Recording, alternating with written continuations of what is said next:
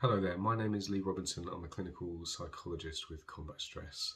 Generally speaking, anniversaries and remembrance are incredibly important to the military community. They offer a chance to reflect, to remember, but with that comes a certain level of potential distress. Memories are enlivened, emotions are heightened, and some veterans can find themselves struggling to cope. Of course, each individual's experience of an anniversary, particularly one of this importance, can be unique. However, there are some useful tips that we would like to share that may just help. So, for veterans, it's important that you guys prepare yourselves for the anniversary well in advance if you can.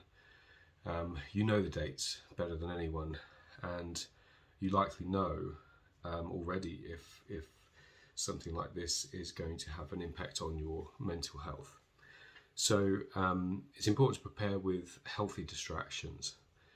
Make sure that the weeks building up to, and often the weeks following on from, a particular event hold lots of the things that make you feel nourished, that make you feel active and engaged with the things that make you feel happy and joyful and connected with the present day.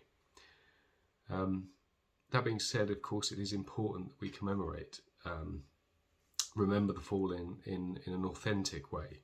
And if you know that you'll struggle with one of the large organised events, for example, don't feel compelled, unless you really want to force yourself to be at those events, but instead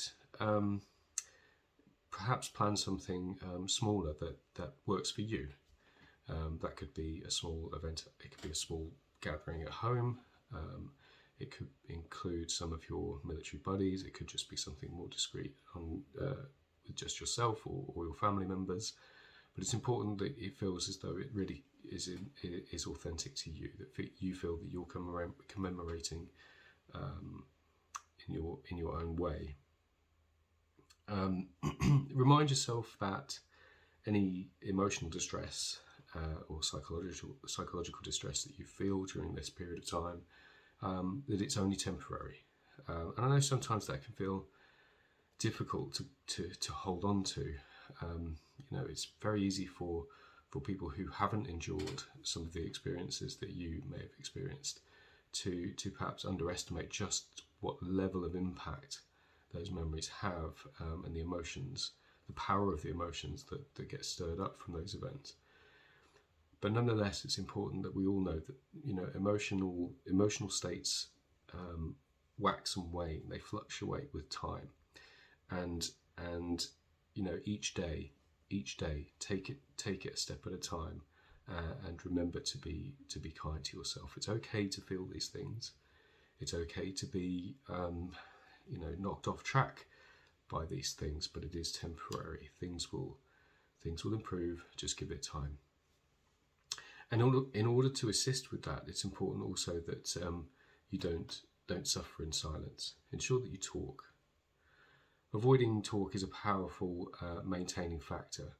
Of course, talking to another person takes a great deal of courage. Don't underestimate again how difficult it can be. It takes a lot of bravery. But what we know is that those who do talk, either with veteran buddies or with family members in an appropriate way, or indeed with services, that they feel or find a huge relief and some comfort in discussing those things.